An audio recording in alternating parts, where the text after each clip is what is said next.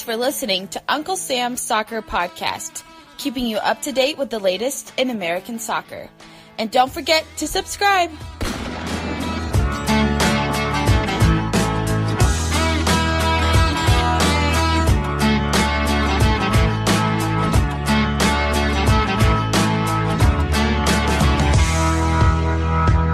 Hello everyone and welcome to Uncle Sam's Soccer Podcast. I'm Steven Jodorant. Joining me as always, Jake Watroba and Armand Gafai. This week, we talk about Minnesota United FC and Augustin Rossi, Austin FC, and streaming paywalls in soccer. Please make sure you follow the show on Twitter, Uncle Sam's Soccer Pod. Make sure you subscribe and leave us nothing but a 5-star review. On today's episode, we welcome Peter Coates of GolossoArgentino.com. We discuss Augustin Rossi and other Argentinians linked with MLS. We also talk about the news we broke regarding Rossi's link with Minnesota and what it all means for MLS. Now, let's get to today's show.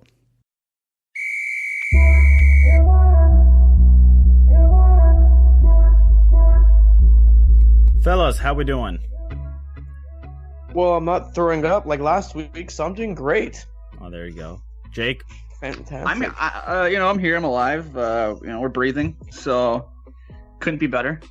There we go. January 20th. Freezing here in Wisconsin. It's like 10 degrees Fahrenheit. It's not fun. Wow, I wish it was 10 degrees here today. I guess it's 9. I guess we're close. Never mind. All right. You were expecting it to be like -9. It feels so much colder. It Yeah. feels so much colder. Well, the sun is shining here. But let's get to this story regarding Minnesota United and Augustin Rossi. And this is really intriguing, Jake and Armand, because there are so many different layers to this stuff. And this story in particular, I am so confused by just the agent himself and why Rossi is linked with him. But regardless, the players to the story. Now, Augustin Rossi is a 23-year-old goalkeeper that plays for Boca Juniors. So obviously one of the biggest clubs in Argentina and one of the most well-known clubs in world football. He also played the first leg of the Boca River Copa Libertadores final. He was on the bench for the second one. In 2017-2018, he played in 36 games. He's conceded 28 goals, had 16 clean sheets. Now, Armand, are those good numbers? You're a numbers guy. Those decent numbers there? 36 games? Yeah, I mean they're pretty solid. I mean, if you get the nod, especially in the first leg of a big continental final, I mean, that's pretty good, right? Like those are pretty good.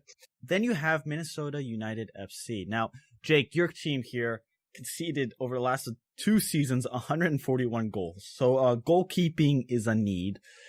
January 12th, MLS Transfer Alerts tweets out, Minnesota United FC will sign Boca Juniors goalkeeper Augustin Rossi on an 18-month loan. Minnesota will be able to purchase Rossi at the end of his loan. He was previously linked with FC Cincinnati. So, story develops there. Pioneer Press, 2 days later, talks about the interest. It's about an 18-month loan with an option to buy for $12 million.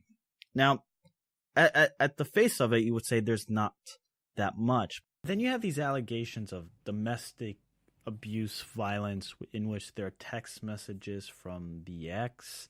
We're going to ask Peter more about these allegations because it seems the details seem rather unclear, but the text messages and pictures are damning. Rossi appears to be the culprit, so it's just not a good picture. It's not a good look, and we know with the current hashtag #MeToo and all the allegations around superstars within soccer, but also in the NFL, NBA, and so forth, that this is a real issue. So Augustin Rossi's agent, Miguel Gonzalez Zelada. Now Eli Hoff of SB Nation puts this together, so got to give him the credit here. But so this agent has really interesting dealings. A Paraguayan article in 2012 details a lawsuit filed against this agent, alleging that he took more of his share of the transfer fee. And this is something that's happened in soccer all around. So that's not necessarily anything new. But in 2013, he received a 3-month ban from all soccer-related activities by FIFA. Reason for the punishment is unclear. 2015, FIFA handed an 8-month ban and approximately a $20,000 fine for violating terms of his previous ban. And that's not where it ends. In 2018, there was an arrest warrant for this agent on fraud. Why Rossi has him as his agent? You got to be questioning his judgment there. What are you talking about? He seems like a real salt of the earth kind of guy. Yeah. Sounds like a football agent for sure. Now, then you got the supporters group, Jake. Yeah, so the Minnesota United supporters group, Grant Wahl, released a statement earlier this week, essentially urging the club to rethink the move, a potential move, I should say, of Agustin Rossi. Their statement went, Grant Wahl stands for an inclusive, dynamic environment for fans to support Minnesota United FC. We're passionate about our support for the club that we love and the communities in which we operate. Recently, Minnesota United FC has been linked with Agustin Rossi, who has had domestic violence allegations levied against him by a former partner. We urge Minnesota United FC to reconsider this potential transfer, as this behavior is unacceptable and is not welcome in our community. That is from Grant Wahl, the supporters group. That's kind of where we stand right now with this whole mess. Well, that's where we stood yesterday, and then today, Jake and Armand, we reported that Minnesota United has moved on from Rossi and is indeed looking for a goalkeeper elsewhere. So it kind of breaks off everything. The real question begins is, there's a report in Argentina saying MLS stepped in. Did the supporters group have an effect? Minnesota United, we've reached out to them for a quote. Their policy, as reported by Jeff Reuter, that Minnesota United will only comment on signed players. So how much we're going to get out of them on record will be something that will be interesting to follow, because a lot of these clubs like to stay private. A lot of these clubs want to keep all the secrets in. So, but let's get to today's guest. Joining us right now is Peter Coach. You can follow him on the Twitter machine at Golazo Argentino. He is the owner of GolazoArgentino.com. We actually had him on the show a couple of weeks ago talking about Argentinian football. This time we'll talk about some different things. But Peter, how's it going? Very well, thanks. And thanks again for having me back on. Peter, thanks so much for joining the show.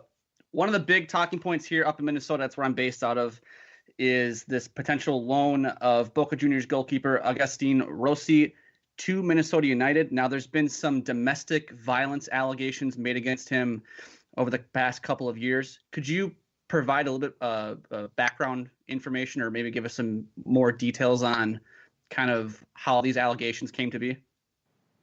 Yeah, well, I mean, I think it's worth pointing out as well that I don't, as far as I'm aware, he's never been charged with anything. But certainly the what came into the press must have been at least a year ago now, quite a fair while ago, was that an ex-girlfriend posted pictures online of bruising and sort of the obvious effects of a fight, and had accused Agustin Rossi as the perpetrator. I think he's sort of denied it, but it was obviously out there, and you know, from the news stories on it, it sounded as if the ex-girlfriend had a pretty good claim. So that's more or less all we know for sure. Because as I say, as far as I'm aware, there wasn't any sort of legal sort of proceedings. I don't think Rossi was charged with anything. And then since then, he's kind of gone on, and over the past year, for much of last year, he was Boca's number one. So that's the situation. And then obviously, since this move's come to light and Minnesota's supporters groups have been made aware of the allegations, so they've obviously come out with quite a strong stance to say that they don't want someone like that at the club. So that's more or less all we know for sure. Yeah, Peter, I mean, here in America, there's been a lot evolving around domestic violence, sexual assault, obviously with the Me Too movement, but just in general with professional athletes. And for a while it seemed like soccer or football internationally had been quite quiet on the issue, and then you have the Cristiano Ronaldo thing come up. In light of that, how did Argentina and how did Boca respond to these allegations? And for Rossi going forward, do you think this is going to impact wherever he moves, if it goes into Europe or if he moves to America or another league? I mean, it's sort of come out of the blue slightly because it's not like a new. It's quite an old story here, so it kind of almost been blown over. But in Boca didn't seem to make too much of a deal of it at the time. I'm assuming they held some internal inquiry into it, but it didn't seem to really affect Rossi's position at the club. As I say, he still played a large part in 2018, and obviously right at the tail end of the year, he actually played in the first leg of the Copa Libertadores final, which was well after this news story. So that didn't seem to have affected it. Boca certainly, as they've been negotiating this loan, have kind of come out quite publicly and sort of said that he's still considered their goalkeeper for the future. And I think this loan wasn't sort of Boca trying to get rid of him in any way or shipping him out. It seemed as if it was just a case of, look, we went out and signed a more experienced number one, but we still consider Rossi's quite an important part going forward. So the fact that it re-emerged because of this loan move in Argentina was kind of out of the blue somewhat. So it's difficult to say whether it will now be a factor in his career moving forward. I mean, if the move to Minnesota is off, I don't know whether that means moving on elsewhere or whether. So it's a difficult situation, and it'll be interesting to see if that is the case, what Boca do with him now. Peter, I want to talk about Rossi on the field. How good is he? I mean, if Boca is saying, "Hey, he's our goalkeeper of the future," I mean, he has to be pretty good, right?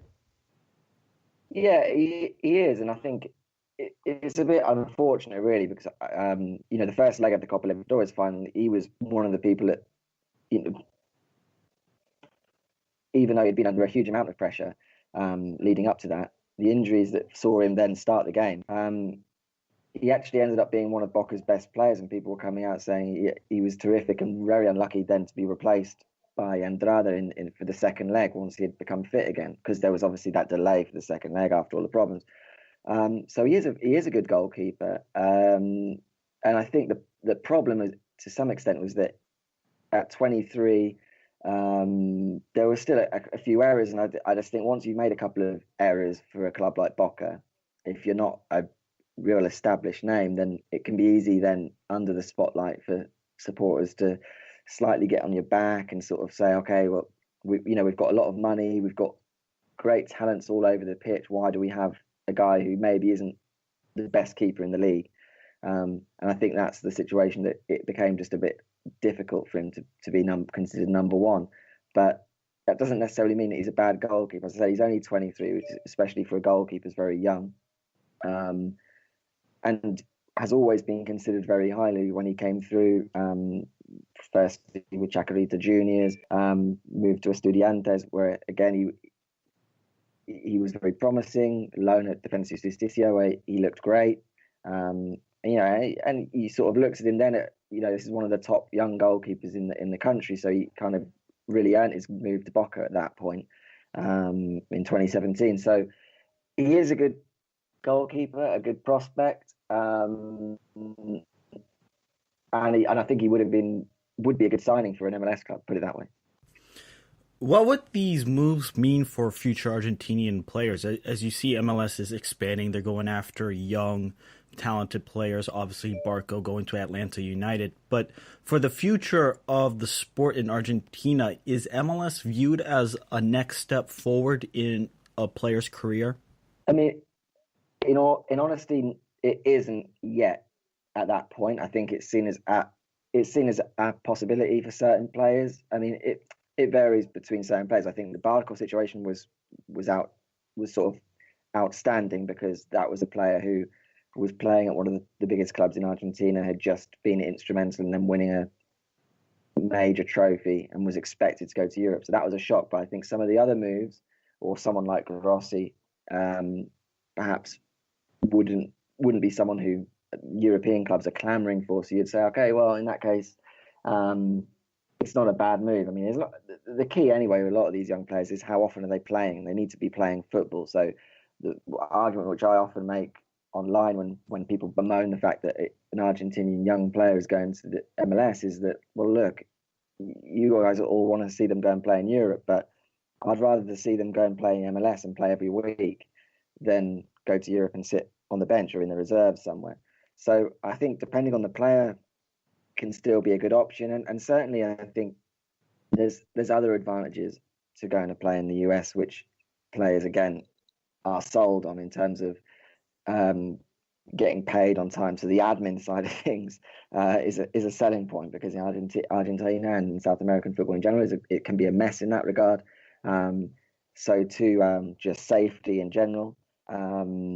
So the sort of quality of life, and of course the money. I mean, getting paid in dollars, usually a good amount of money in comparison to a weak peso in Argentina. So that there are those other factors that play into players looking at MLS now as a real option. And I think in a year or two that we get some examples of players that go to MLS and still end up in Europe after a couple of years, then that becomes even more so that people will say, oh, hey, look, it's not even like the end of the road, me admitting defeat by going to MLS. It's actually quite a valid stepping stone. So I think this increase in young players going to MLS really could open the doors over the next year or so. I wanted to actually just touch upon Barco, Peter. I mean, the reports that, Almiron isn't selling and Newcastle isn't biting on the offer or on the asking price that Atlanta has. And that I think his agent said he had a couple offers from some teams to join them in the summer. Has there been any talks that Atlanta, might look to loan Barco to an Argentinian side to open up room for Pity Martinez to join the squad, and then sell off Almiron in the summer and have Barco rejoin them in the summer? Has there been anything in Argentina about a team potentially approaching Atlanta saying, "Hey, we'll take Barco on loan"? The only move in that sense was a few weeks ago, and as far as I'm aware, Independiente did inquire about the possibility of taking Barco back on loan. But from what I understand, Atlanta shot that down. So whether that's changed in the situation they find themselves in would remain to be seen. I would have thought if Independiente still hadn't signed anyone in that position, then he would still certainly be on their radar. But I think the situation in general is interesting and sort of highlights the difficulties with working around the DP situation in MLS. And it could be sort of a lesson learned in terms of negotiating that, with Pity Martinez coming out straight away after the Libertadores final and confirming that the deal was done, he was going to Atlanta. Suddenly it made the sale of Almiron a bit more complicated, because teams like you mentioned, Newcastle or whoever else in Europe who were looking for a cheaper deal would have been thinking, okay, well, it's a slightly different situation now because Atlanta have to sell. They can't keep 3 DPs and sign Pity Martinez. So it became a bit of a standoff, I think, and Atlanta were like, well, hey, we're not budging on our price, but the other team saying, well, but you have to at some point because you're going to lose him. So the Barco situation may come into it, whether or not, that's realistic, whether they can do that, because I don't know if Argentinian clubs will be able to pay the same wages that he gets in the US.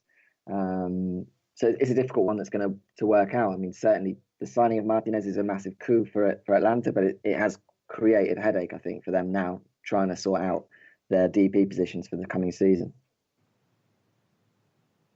Peter, last question before we let you go. I'm going to throw a couple names at you just to kind of some names that have been linked to MLS from Argentina. Names like Eric Godoy. I see he's been linked to a move to MLS. Now, there hasn't been a team mentioned from the research I've done. There's also Ignacio Fernandez from River to LA Galaxy, possibly.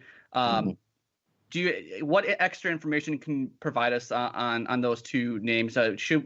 Will we see them playing in MLS come March or April? Well, I mean, I don't have any information to say yes or no. I think Nacho Fernandez it would be someone who I think a lot of MLS clubs would look at, given his profile. He's at an age, I think, where he's at a good age in terms of still with plenty to offer, but maybe at an age where European interest is on the wane. So I think that's a profile which is attractive to MLS clubs, because you can get someone in that sort of mid to late 20s, but still of real quality. And his versatility in midfield and passing ability would make him an attractive option for an MLS club. And certainly Guillermo Barros-Schelotto knows Nacho Fernandez from their time at Gimnasia. So I think that could be one which has some legs. I hadn't been aware of Eric Godoy's interest from anyone, but he's a player that's moved around quite a lot. Still young, fairly young, and is a good, versatile defender. So again, he's someone who I could imagine fitting the profile for a lot of MLS clubs. He can play at fullback, can play centre back, but is a good solid option in Argentina's Superliga. So I think were an MLS team looking for someone to play in those positions, then Godoy would be a good option, and I don't think it'd cost a huge amount either. Well, Peter, thank you so much for joining us today. We just want to give you the opportunity to go ahead and plug where we can find you on the Twitter machine, all the content that you write for, and anything else you would like to.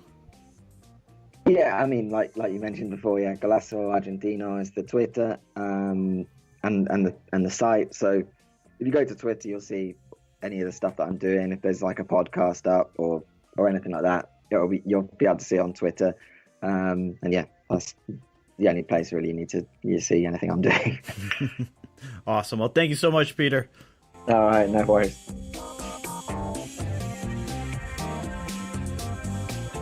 All right, Jake and Armand, there's so many different ways we can continue with this story. Now, Jake, you're obviously a Minnesota United supporter. You're up there in Minnesota.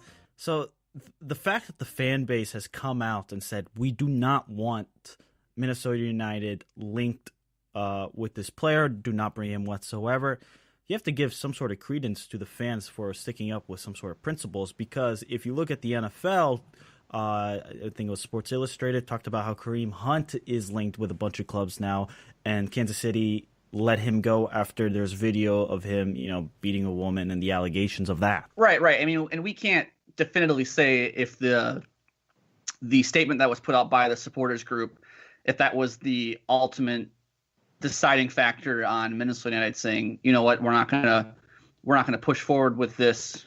We're not going to negotiate with Bocas anymore for a loan for Rossi. So I guess now as a Minnesota United fan, I guess now you hope that they can find somebody who is as good as Rossi to bring in and supplant Bobby Shuttleworth as the number one goalkeeper. What do you think this report out of Argentina saying MLS ultimately killed the deal? What do you think this means? Well, I don't know. Part of me kind of questions if there is something lost in translation there. I just think it's odd that the league would step in and say, no, you can't sign this player, when you know damn well in 3 years they're going to be doing backflips to sign Cristiano Ronaldo. But I mean, the league has done it before, right? They've like axed TAM and stuff deals for like salary based reasons. So I'm pretty sure the league just has the autonomy to be like, yo, look, we don't feel. My thing is, I don't think it was the league. I honestly don't think they even know this is happening. Like, I think that these, I guess, allegations resurfacing is the right word. I think it came out of left field for the league. And Wait. We have to be fair. These allegations are not something that has happened in the last 6 months or year. It's 2 years ago, right? It's 2 years ago. I can provide a link if any listener tweets at us that there's a story about these allegations that says 2017 as the article date. Actually, it was, I think, January 30th, so almost 2 years to the date. So my question is, if Minnesota knew these allegations were there, these are publicized. So either they were ignoring those, or they did not do their research and homework on these accusations of the player.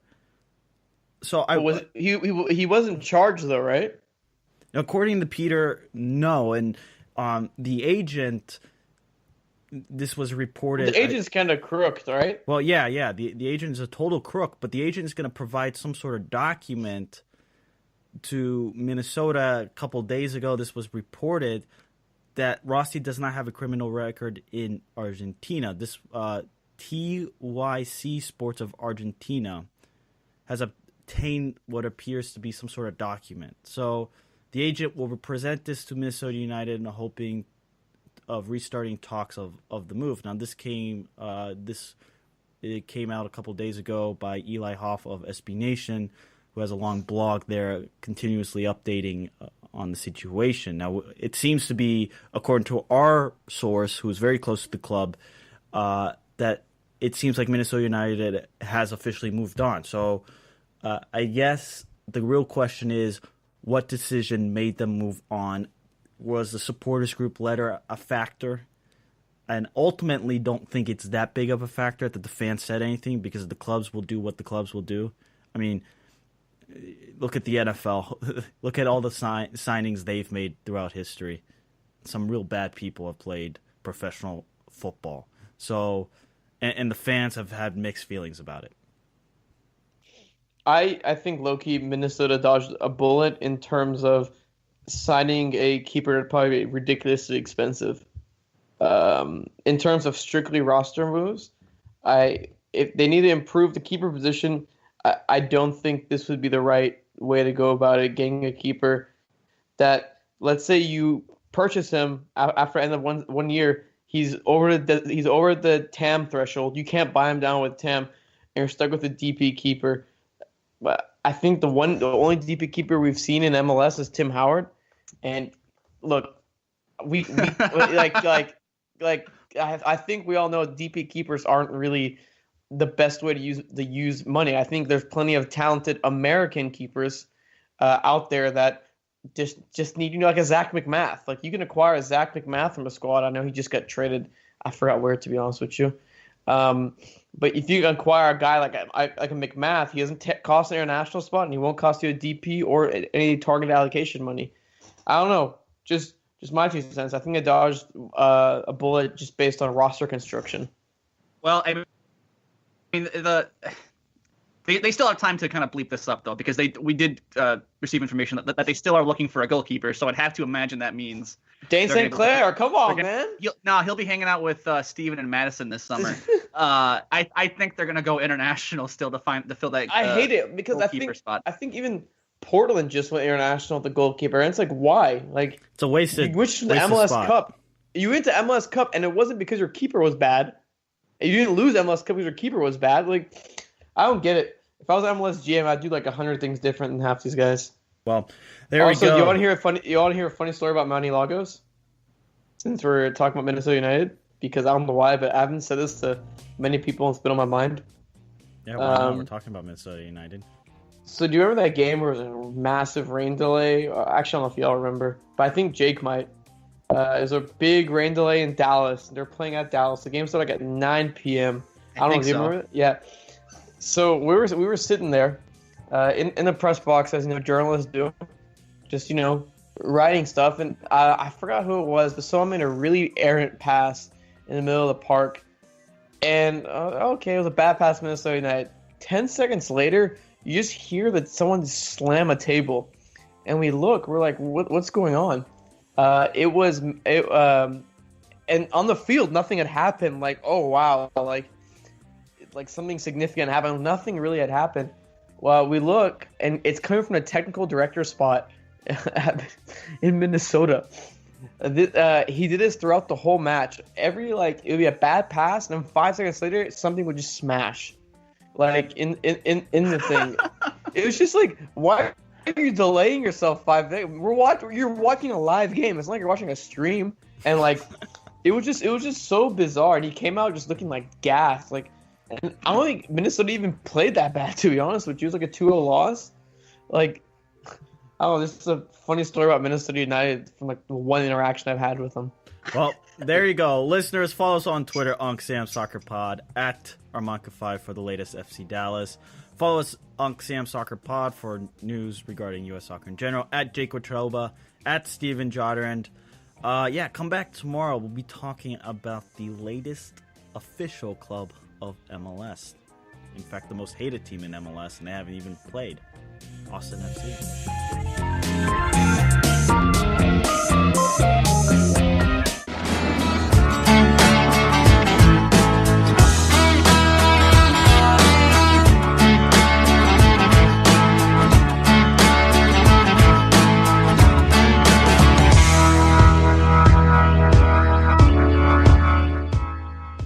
Welcome to Uncle Sam's American Soccer Podcast. If you haven't already, make sure you go back, listen to our first segment that we released yesterday.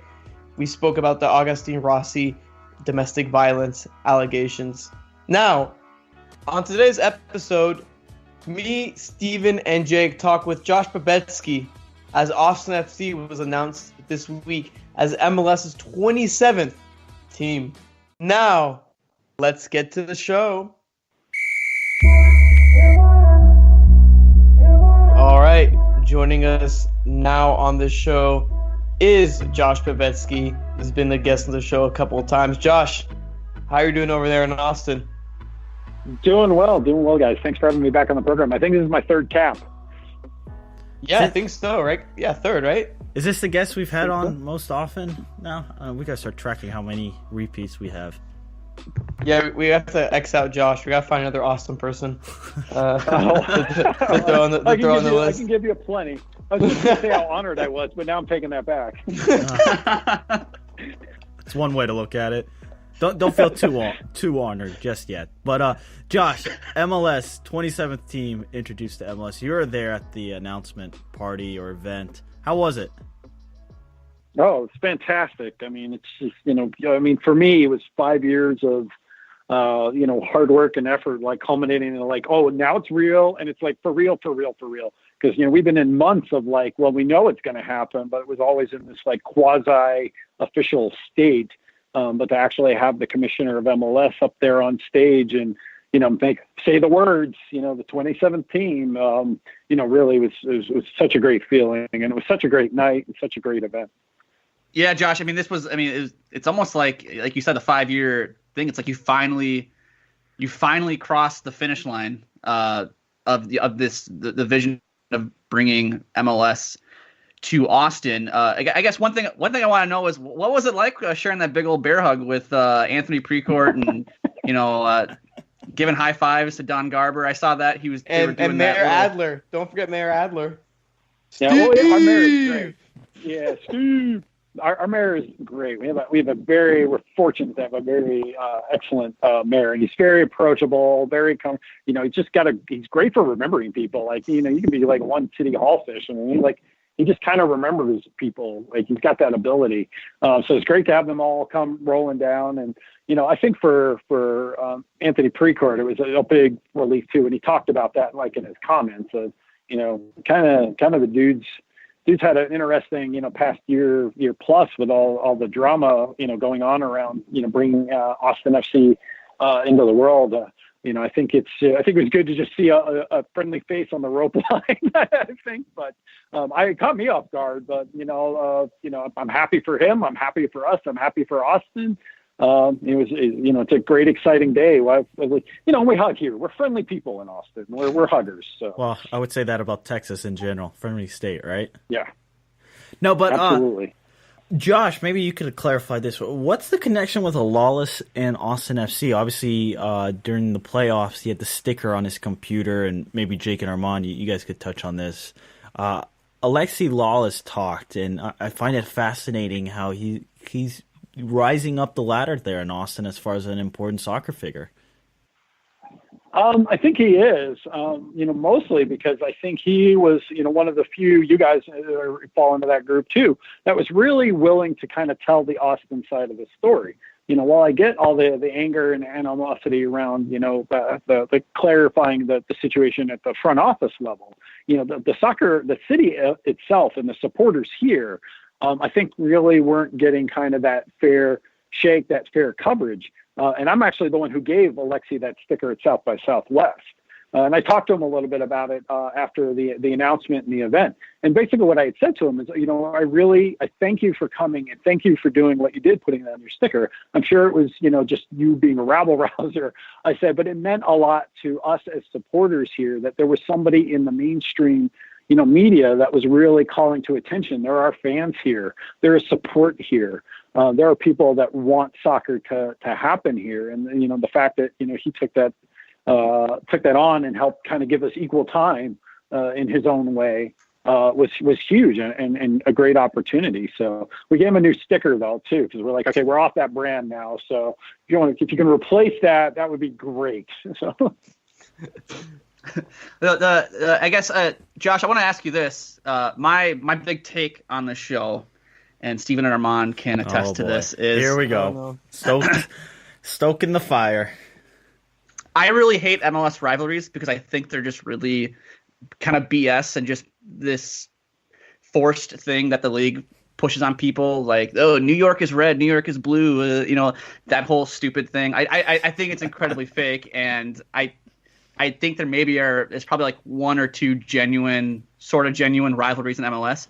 However, I think now we do have a real rivalry in MLS, and I'm actually excited about it. With you and Columbus and Austin, how excited are you to kind of have that rivalry, that natural hatred, I guess? At least I know on one side of the aisle there's that hatred, judging by the Twitter litmus test. I'm not sure if that's always a good gauge to use, but how excited are you to have like this natural born rivalry where you have these sides that don't like each other, and it should bring out passionate football once Austin FC launches in 2021?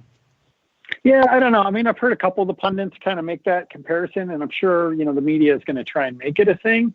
But by and large, we're already kind of put Columbus in a rearview mirror. Like, we're just like, we're looking more forward to going to Nashville and, our interstate rivalry, that I'm sure will, happen with the Houston fans. I think by 2021, I don't know how many people outside the diehards are still even going to be thinking about it or even going to care. They will be an Eastern Conference team. We'll be a Western. So we'll only play each other once a year, and it'll alternate probably between here and there if they kind of keep to the same format they do now between Eastern and Western. So I'm not sure. Like, I guarantee, I'm sure the league and I'm sure, the press is going to try and make a ton of hoopla, especially around the first lineup. But, by and large, we're very quickly just putting Columbus in a rearview mirror because the only reason they were ever a factor is if they were moving, and now that's not happening. So they go back to being one of those also ran teams. Josh, but I lived in Dallas. I get it. Dallas fans are soft. Houston fans are soft. I mean, does Austin really have a rivalry between those two? Or with those two? But interstate, it's certainly an opportunity where you're going to see a lot more, away visiting fans. Right. People forget how big Texas is. Even, for Houston or Dallas, it's still a 3+ hour drive to get here, even if you're caravanning on a bus. So, I think that just will create some natural, where there's going to be more people from Houston in town and more people from Austin will go to, Dallas and Houston and probably Kansas City as well. Kansas City is a good traveling team. I just think it'll create more of those things. It remains to be seen. It'll be interesting. Maybe a big rivalry does stick, but I think it's going to be really hard to explain to an average soccer fan why Austin, Texas playing Columbus, Ohio is a big deal. I'm being honest. Yeah. Outside of the Twitter soccer bubble, most fans that we have yet to that are going to be recruited or casuals or not, don't spend all their time on Reddit, are really going to be like, why do we care that we're playing Columbus this week? I don't get it. Yeah, that's why I kind of paraphrase. I don't know. I'm not sure if Twitter was a good litmus test to determine if there's real hatred on both sides of the aisle there. I don't know. I guess I just kind of looked at it and thought this might be an actual legit rivalry where you just have maybe, people on both sides there's a little bit of disdain for one another just because of how the last year went with, Save the Crew and you guys, that whole thing. So I guess just looking and go natural connection. Maybe this is this might actually be a fun rivalry where, the one time they play it might feel like it's a big game and a big deal to the fans instead of maybe the first first. I agree with that.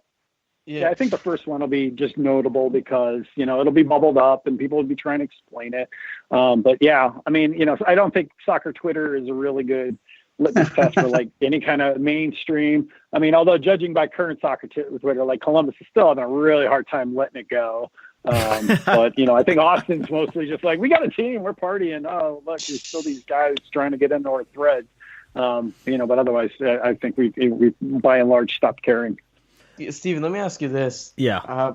Because the more I've been reading, the more I feel like the people who are against Austin haven't really been to Austin in terms of Austin as a MLS market.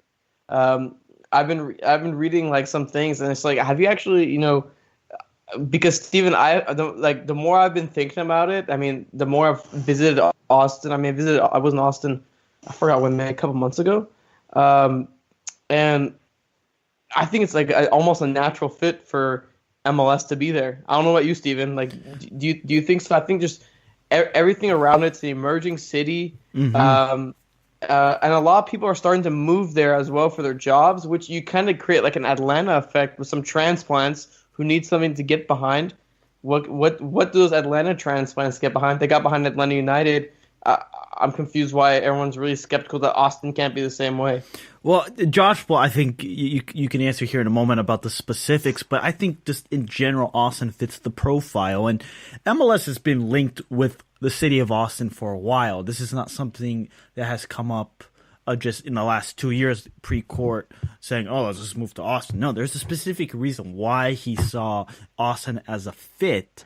Now, Josh, I mean, you can get into the specifics in what it means, and I also want to correct something I think some of the media says is like, Austin is the first professional franchise. No, Austin have the Bold now there and established before MLS Austin, so there'll be two soccer teams competing for the heart of Austin. I think that's going to be an interesting development as we proceed, and the Bold starting before the MLS team. How's that going to kind of divide the city? I mean, Steven, I don't know if you've heard, but the Bold were trying to not like trying to disrupt Austin FC from being a thing. So again, Josh can speak for us better, but I know some Austin FC fans are pissed at the Bold for trying to undermine everything that's going on there. So I mean, that might affect their support as well. So yeah. Yeah, there's a lot to unpack there, guys. Yeah. So I think there were a couple of the Stars and Stripes had an article, and a couple others were like, embrace the villain role of Austin. And anybody who's been to Austin is not a city anybody like loves to hate. Like, that's just not going to happen. And I even tweeted something to the effect. I mean, good luck trying to create this and it's funny for how many guys in soccer media hate manufactured rivalries and things like that. The fact they're trying to create manufactured villainy out of a city people love to come to. I mean, I get that people hate certain cities. Like, people hate going to Chicago or people hate going to Paris. But Austin is just not one of those cities outside of people who live in San Antonio where people just go, oh, I hate going to Austin, or I had a bad time in Austin, or I never want to go to Austin. It just doesn't happen. Every fan we talk to in other cities over the past, few years are like, oh God, I hope you guys really get in the league because I really want to come there for an away game. Like, it creates yet another excuse, like ACL Fest or South by Southwest, for a lot of people to come into Austin. So, it's interesting that they're trying to make it stick. I don't think it's going to, because Austin is just not one of those cities in your mind's eye where people love to hate it. And we're welcoming here. Part of our supporter culture is outside of the 90 minutes of the match, we want to make sure you've got great places to stay. We want to make sure you hit the right barbecue joints. We will go out and have beers with, visiting supporters. I think it's going to be really hard to create this Dudley Do-Right, versus, some dastardly villain mustache twirling thing, although we do have a lot of those twirling mustaches here. We have hipsters, and get that to stick. So it'll be interesting to see, especially in 2 years when a lot of this is kind of subsided of whether any of that's still going to click. On the Bold thing, first professional, with an asterisk, is USL really pro? I don't know. But there's a lot of, in the soccer culture or the soccer fan base here, a lot of apathy or outright anger with what that organization's trying to do. First of all, they've had zero supporter outreach. They've done no marketing or engagement. They bankrolled all these petition drives trying to stop the MLS stadium. So that's further angered them. Plus, you have an owner who essentially sat on a dead franchise for 3 years and kept it on ice. He could have, Bobby Epstein could have had a team on the field, in 2016, 17, and 18 out at COTA, but did not do that. So, like, all of a sudden for him, knowing that the MLS thing was finally going to light up, all of a sudden say, okay, well, I'm going to put the franchise back on the field. Well, the only reason he did that because he was about to lose the rights to that franchise. And it's a lot more expensive to acquire a franchise from USL now than the one they have, because theirs goes back to the Aztecs days. So it was essentially use it or lose it. So he had to put the team up, not knowing whether or not MLS was going to happen. And now is actively trying to fund it, preventing it, which is a lost cause. I mean, it's done. It's a done deal. I mean, Don Garber does not show up unless all the I's are dotted and T's are crossed. So now all effectively he's done is just angered the diehards, the influencers who might have, encouraged. We would have all gone out. We've got 2 years. There's been nothing better to go out and, support another local team, but they've done very little to earn any of that respect or any of that attendance. As a matter of fact, we've had a running gag. We've gotten to know the guys out at El Paso's a new franchise, and some of their supporters know some of our supporters. We might go out to a bowl game and just sit in the other supporters section and do our cheers there. We don't know. We'll see how it plays out, but I think it's really unfortunate that somebody who has the means to have helped grow the soccer community is using those powers to try and prevent soccer from growing. And ultimately, it's not even about soccer. They have a concert venue out at Circuit of the Americas that is going to be, basically supplanted by a 20,000 seat venue that's here in town with box seats. If you're a big act and you're coming to Austin, do you want to play in a 20,000 seat venue that's in Austin near all our arts and shops, things like that has the expensive box seats you can sell? Or do you want to go out to Elroy, Texas, which is out past the airport, about a half hour outside of town, where you're going to have to sell $14 lawn seats because that's about, half of the ticketing availability. And, I get why as a business, they're not crazy about a stadium in town, but, as a guy who's claiming to love soccer, he's really not doing a whole lot to endear himself to the soccer populace of Austin, Texas. Now, let me ask everybody this, and Jake, I actually want to throw this up to you because Precourt, Austin FC chairman and CEO, told the American Statesman, we need to do this right. You have one chance at a first impression. You've got to build a business the right way. For us to launch into our new state-of-the-art world-class soccer facility and have the training facility open as well for our players and coaches is really the smart way to do it. I based on these comments, I get the feeling that Precourt's going to spend the money and he's going to assemble a squad to try to compete right off the bat. And basically saying is, look, I think this is kind of a sly at, say, at Minnesota United FC, trying to do this, doing the soft launch where it wasn't really something to make big splashes. I think he sees Atlanta as a model to go forward. Like, look, they really took over the city and it seems to now really have built a fantastic foundation to move forward. Now, Jake, how's that make you feel as somebody who saw a soft launch and you hear an owner who's been criticized by the Crew fans but now seems to really engage Austin in a different fashion? Okay, I'm going to give you two answers to your question. First being, you mean to tell me that a soft launch into trying to sign a goalkeeper accused of domestic violence is not a good way to go about business? Yeah, no, you're right. I mean, like, I genuinely believe, like, you can't tell me and look at the landscape of MLS and go, yeah, the soft launch, that's a great way to go into it. Let's just wait for the stadium to open, and then we'll just kind of ride out that honeymoon period, and then we'll spend money, and hopefully that people will just stick around for it after we've been bad, for 2 years or 3 years or whatever it may be. I think he will spend the money. Maybe not like, I don't want to say, they're going to be like Atlanta where, they're bringing in young up and coming right players from Argentina and, Colombia or, we're at Paraguay, wherever. But I do think I do think that, that, yeah, I think as an expansion franchise or whatever Austin is at this point, I let you think Columbus is the expansion franchise, I guess. But as a new franchise, you should go out and spend and get people excited to see what your new product is. I get why. I mean, let's just call a spade a spade. Anthony Precourt, and you can say whatever you want. It's pretty clear and obvious. He didn't want to be in Columbus. Okay, I don't think you can be biased or you can be subjective in that matter. Everyone knows he didn't want to be in Columbus. He wanted to be in Austin. So I think now that he's in Austin, he's going to put his best foot forward and make sure that there is a great product for people like Josh to go see week in and week out. Yeah, because he wants to hug me every week. So that's right. He loves you. He loves you. He loves one bit of Austin.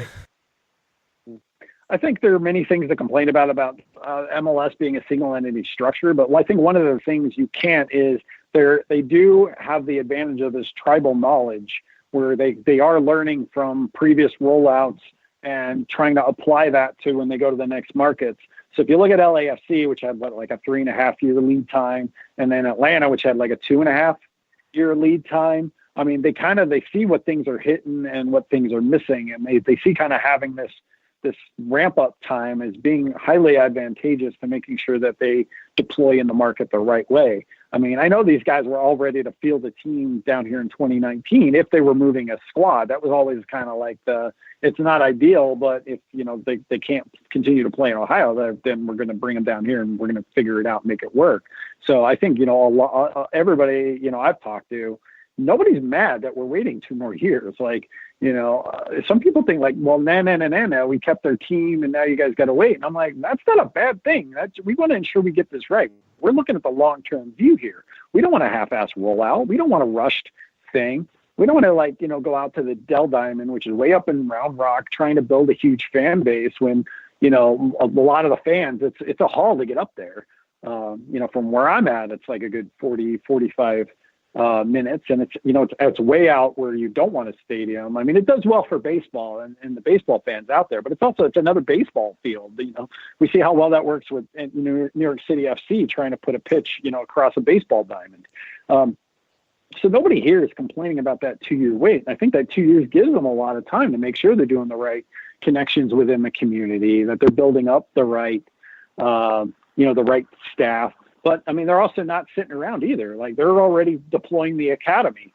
They're already, we've already got a front office of close to 20 of the 100 people that they're going to need.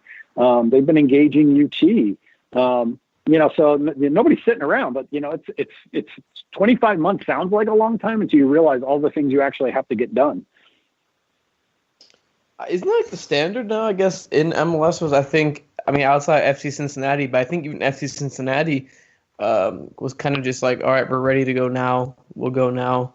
I guess it doesn't really matter. But I mean, you have Nashville, Miami. I think those 2 teams, they were announced 2 years ago, like a year ago. They've had plenty of time to, cultivate a culture and then build something. We're seeing Miami build its actual technical or front office staff. For players such as Kurt Schmidt, I think from the Galaxy. I think the Orlando City GM is now being hired as some player personnel guy over there. I think giving these expansion teams more time is only going to help MLS. I think we're seeing it with LAFC. They had plenty of time to get going, and they did everything right except lose to RSL in the playoffs. And I mean, it'd be interesting to see Cincinnati, because Cincinnati kind of had a really short transition period from, all right, you're a USL. I mean, hopefully they prepared for it and said, all right, we're going to be an MLS team soon, blah, blah, blah. Let's prepare for it. Infrastructure-wise, it'll be good.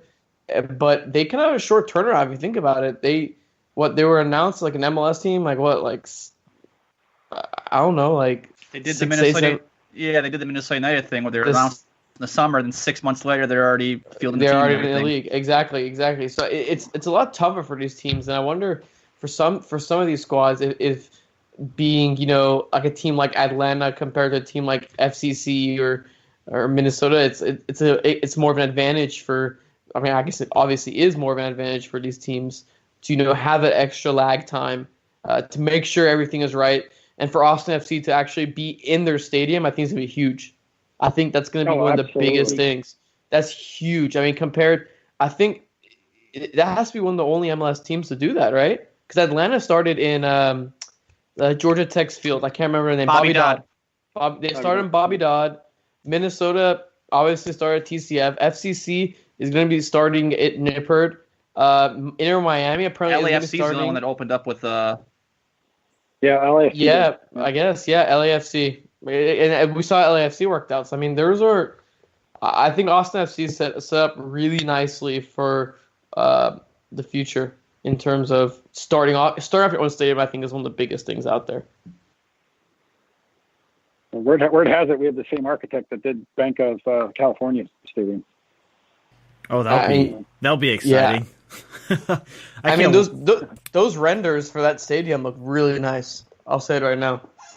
It looks we're really happy with the design. I mean, especially you're gonna have the heat things to design around. So that, I mean, there's a lot of talk around airflow. We've gotten to provide some input about things we want to see in the supporters section, and that's going to continue. I'm really excited about some of the surprises and bells and whistles I think we're going to have baked into our safe standing section.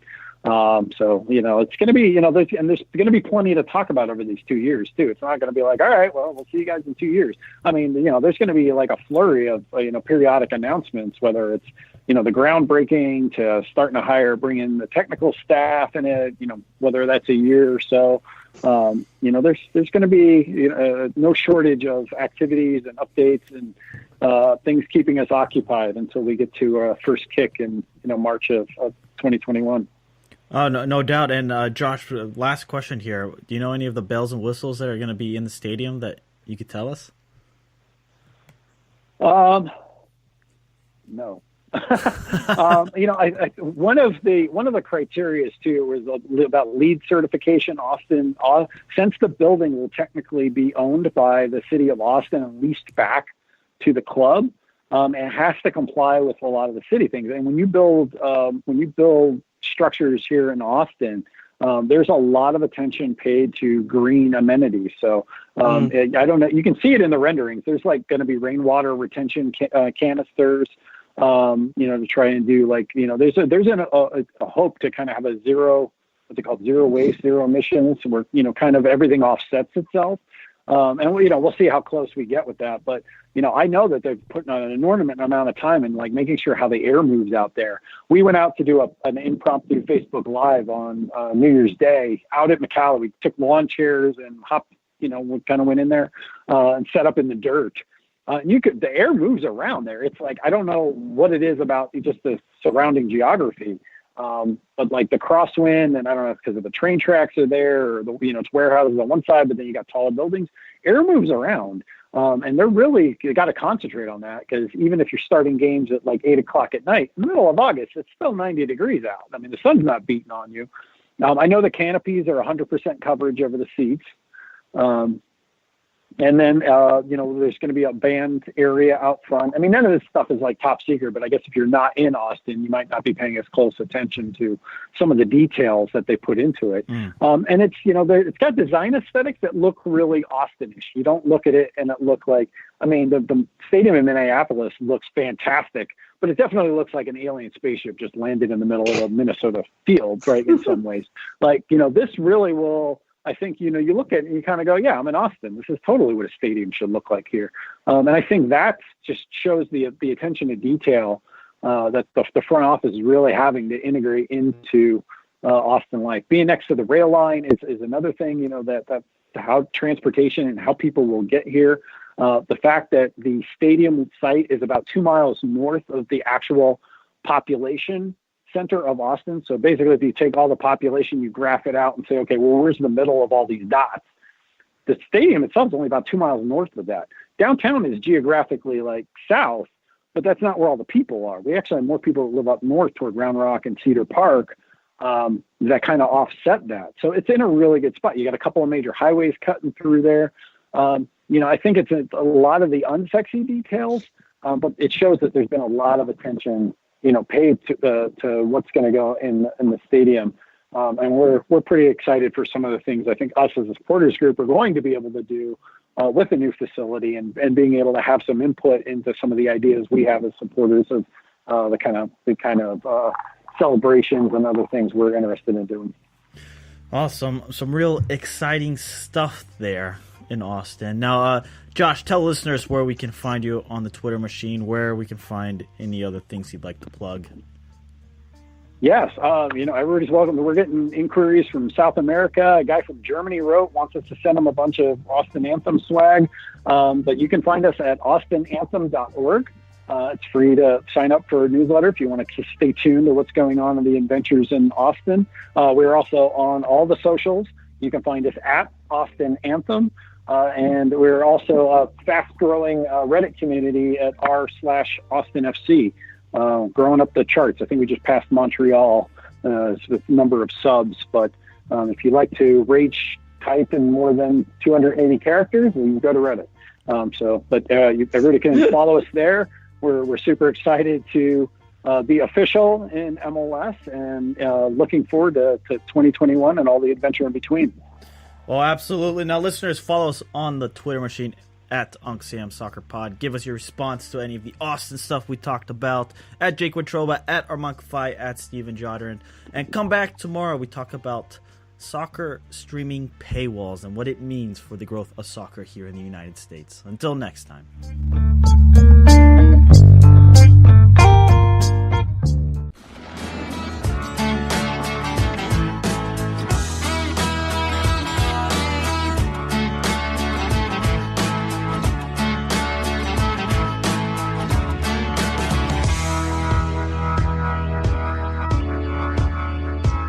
Hello, everyone. My name is Jake Wittroba, and welcome to Uncle Sam's Soccer Podcast. If you haven't already, please make sure to check out segments 1 and 2. In segment 1, we talked to Peter Coates down in Argentina to discuss the potential loan of Agustin Rossi to Minnesota United FC, as well as discuss some potential Argentine players moving to MLS. In segment 2, we talked to Josh Babetiski and discuss all things Austin FC. If you haven't already, please make sure you subscribe to the show on iTunes, Spotify, wherever you get your podcasts, and make sure you leave us a review. Now, let's get to today's episode. Fellas. Yes. How you guys doing? Good. What's going on? It's a big night here in Patriots land, but that by the time this recording goes out, nobody's gonna care. People know the result. Yeah, you nervous? Yeah, of course I'm nervous. They're on the road. It's the Chiefs. I mean, look, my Cowboys got eliminated, so I kind of hate football right now. I don't know about y'all, but I'm excited because my Revs shirt's coming in a couple days. So you know me, bandwagon Revs fan. Hey, you're gonna turn into a Kraft fanboy? No, of course not. Jesus Christ, no. Not about that Kraft mac and cheese? No, I'm good. I'm good. I'm good. You're I'm good. I'm good. Yeah, I'm good. I'm more into paywalls, to be honest with you. Paywalls. That's a great segue, Armand. That's a great segue. Let's talk paywalls. Let's talk web streaming services and paywalls. If you haven't already, oh gosh, this must have been earlier this past week. Our guy Grant Wahl at SI.com posted a video, an emotional rant? Was that what we're calling it? No, an unemotional rant. Unemotional rant. Okay, an unemotional rant. With very good points. Very good points. Basically, and a little bit of hypocrisy, I guess, sprinkled in there as well. To his credit, though, that's fair. That's fair, though, that he said that. I mean, credit where credit's due. I mean, at least he was being fair there. Sure. Well, in the the video, he talks about how paywalls they potentially could be holding back U.S. soccer or viewership of U.S. soccer. Steven, why don't you roll the tape? The sport of professional soccer has grown immensely in the United States in recent years. but it's not even close to being fully established here at the beginning of 2019. And that's why I'm imploring American broadcast outlets, leagues, and teams, stop putting live soccer rights behind additional paywalls. First came the NBC Sports Gold paywall, which put exclusive Premier League games behind a new paywall. Then in 2018, Turner and Bleacher Report decided to put UEFA Champions League games behind their own paywall, BR Live. The result is that any, say, Arsenal fan that wants to see every Gunners League game would have to pay an additional fee to watch their team on NBC Sports Gold. And any fan who wanted to see Liverpool's last 2 huge Champions League games in English would have had to pay an additional fee to get behind the Turner Bleacher Report paywall. Thank God for Univision, which broadcast both those Liverpool games in Spanish so that you didn't have to pay Turner and Bleacher Report extra. Just this week, we learned DC United, which is just starting to create some local buzz after a decade of anonymity, will be putting its local broadcast behind a new paywall. The point is that all these extra paywalls are harming the growth of a sport that isn't fully mature yet in the United States, and that's truly unfortunate. I'm not a huge fan either of paying $5 a month for ESPN+, but at least with that you get a lot of soccer, including the Italian League, MLS out-of-market games, the English Championship, and their excellent daily soccer studio highlight show. And yes, I am fully aware of the hypocrisy of saying this is on SITV, a channel that is, wait for it, behind a paywall. But we aren't putting up a new paywall for live soccer rights, and at least this clip will go out on social media channels publicly for free. If you want to see soccer continue growing here, these extra paywalls for live rights need to be reconsidered, if not by the broadcasters, then by the leagues that sell those video rights and want to get bigger in the States. All right, so there you have it. There's Grant Wahl's take on paywalls. Let's get your guys' reaction. What are your initial thoughts? Question. Yes. What streaming services do y'all pay for regarding soccer? Me personally, I only pay for ESPN FC, or not ESPN FC, ESPN Plus. ESPN FC, wow.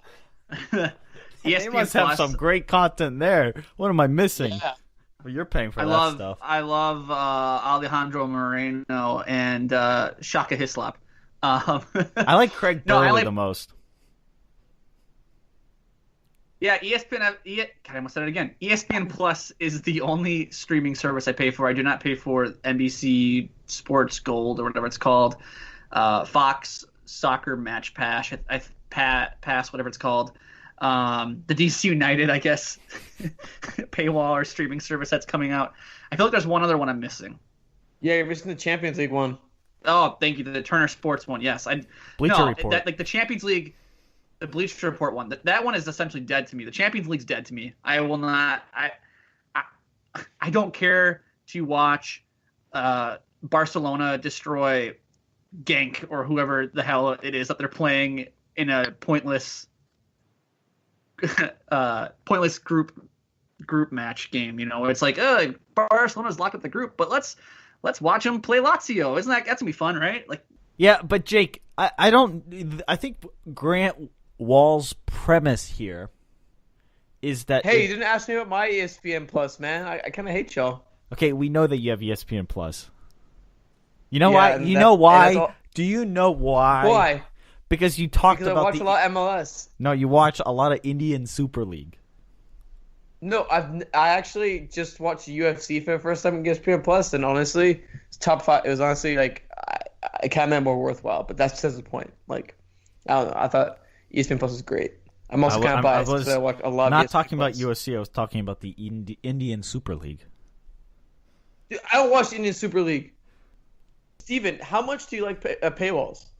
Paywalls suck, but there is a larger point that, I mean, you could, we're not advocating this, but you could potentially watch the game illegally. Like, that has to be a detriment to these paywalls. Like, does NBC Sports realize that their paywalls don't really do anything because they're still going to broadcast the big games? Like, I don't know if it harms U.S. soccer. I think the harming comes if you put MLS behind a paywall. That's where you're going to harm it. But if you're putting freaking Burnley and Bournemouth and Fulham and Cardiff City and whoever else gets promoted next season and so on behind a paywall consistently, is apart from the Americans that whatever American is on that team, if there is, it's not going to harm the potential growth. What I do think harms a little bit is putting MLS behind the paywalls. We'll see what the impact is with DC United. I think it does impact MLS. I agree, because I think it's a lot harder to find a stream for MLS. And actually, I can confirm this because when I was before I had ESPN Plus, I was on the hunt for some streams. I couldn't find any. I think it's a lot more difficult because the streamers, they kind of just don't need to try, like, why do an MLS stream, go through the hassle when no one's watching it, like no one cares. I think the deal with ESPN Plus was huge because it's only $5 a month. It's not that much. But for the local side, like DC United, I'm actually really interested by how they're going to do, because while it might be a very big lucrative deal, at the same time you're kind of cutting out a lot of population that you're just gaining back too. Let's not forget, DC United was kind of in like irrelevancy for a little bit before Wayne Rooney, before the stadium. So they were kind of getting back into the popular DC market. Now it's can they watch their games? I don't know, Jake. That's a huge question right there. Jake, does this harm American soccer, putting some of the Champions League games behind paywalls? Yes and no. I mean, here's the thing. We all know how to find games illegally. We all know where to go. I'm not going to say the site because I don't want to spoil it for other people. I mean, I'm sure everyone probably knows which public forum you go on to stream your soccer matches or stream your NBA games or NFL games or anything like that. It rhymes with edit. But on a DC United point, that's going to kill them. I understand that it's edgy and new, and that's what a lot of people do, but you are cutting out a huge – let's just say that – I don't want to be ageist or whatever, but I have a feeling like people 50 plus and older, they're not going to stream games. They don't care to do that. They still want to watch it on cable or on their TV, and they're not going to go and sit on their laptop or their iPod or iPad and stream these games. I just think it's bad. I think you, as a team, you want to be exposing your product to as many people as possible, and I think putting it behind a paywall like DC United is a terrible idea. The Champions League is one thing. We all know who Real Madrid and Barcelona and Bayern Munich and Manchester United are, but I mean, for little old DC United, I think they need as much exposure as they can get. Well, that's the thing. Global football, you put that behind a paywall. I'm sorry, Grant Wahl, I don't think you affect U.S. soccer. I think you affect it when you put DC United and ESPN. That's the thing. This is a weird contradiction in of itself. It's that DC United is going to be behind a paywall, but because MLS has this paywall where you have accessibility to all these games, then it's a good thing. Like, do you see how that paywall there is good for MLS because it allows for more exposure? So for $5, it's I think ESPN Plus is a good deal because you have such a variety of soccer that you can get into.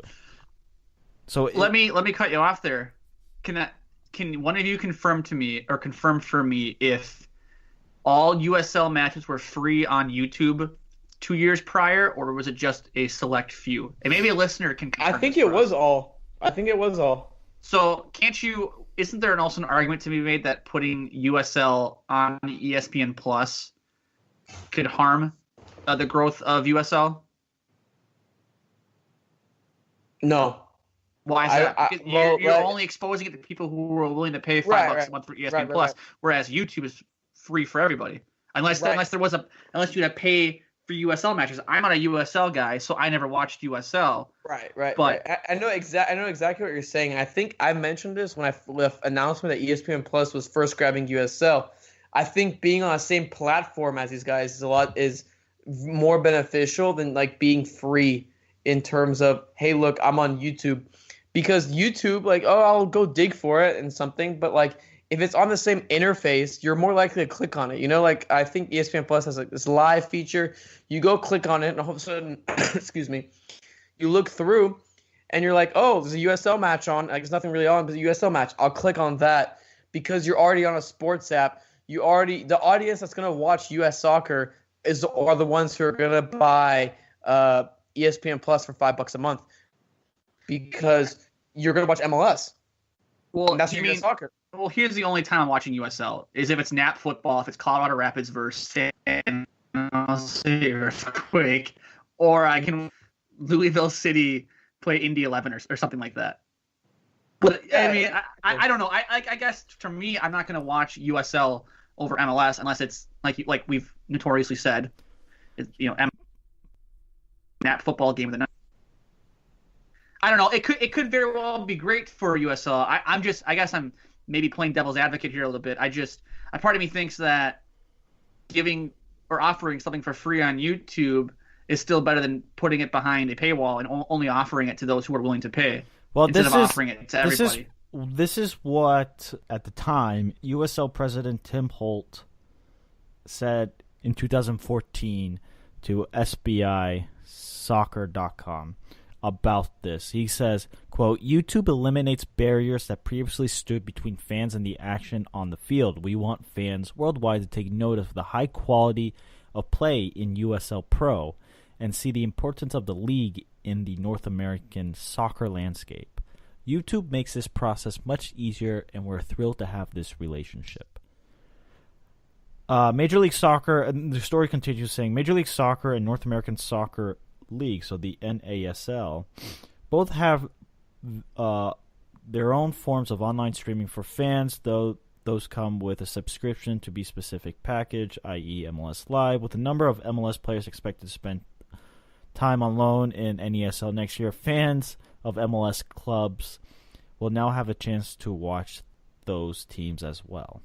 But here's the thing is, why would they make the move for the free YouTube and then go to subscription base? Because I think the YouTube looks kind of like second tier. Now which one of you said it? By promoting it next to MLS makes it look better. I think so. I agree too. And especially you promote the FA Cup. You promote it with I was trying to think of something more high profile than the FA Cup, but Indian Super League. Indian Super League. There you go. The Scottish, what's the Scottish one called? The Scottish Premiership? I just noticed ESPN Plus this weekend had whatever Scotland's equivalent to the FA Cup is. Is it the Scottish Cup? I don't know. Scottish Cup, whatever. Yeah, I noticed that. I didn't know that was on there. I think the idea of a paywall for things such as the Champions League is dumb. And things such as local coverage is I don't know, but I think bundles in paywall are really important. But the thing is with there's certain paywalls where you're like, why does this even exist? Like NBC's paywall. Why does that exist? Those are not the marquee matchups. Like wait, you don't want coverage also of the Tour de France Peloton? Exactly. Those aren't marquee games. Like there's like I hate to keep using Burnley because they're nice people, I think, or something like that. Like Leicester and like Fulham. Like, okay, maybe it's cool for a select few, but not for the majority of people. You don't watch the big games. The Bleacher Report live. It's honestly, I'm gonna keep it real with you. I have not watched Jake. I have not watched a single game of Champions League because sometimes it's inaccessible. It's very hard for me to find. Sometimes hard for me to find a stream there, and you know what? Like, to people, I don't know a single person. I have not met one person, and I am a young millennial in college. I'm a target audience that has Bleacher Report Live. I've not met one person. I haven't either. I wonder who actually has that. I wonder what their numbers are. I'd love to see it. I don't even know. Is it hurting the game? You know what? Before I said yes. Honestly, I don't think so. I think it has find other ways around it. Well, that's the thing, and remember, it's capitalism. No, okay, it's capitalism, Yeah. But remember that those games that people want to watch, they're not neutrals. TNT, Turner, Fox, on FS1 or ESPN or NBC Sports, BWIN Sports, they're still going to broadcast their big games.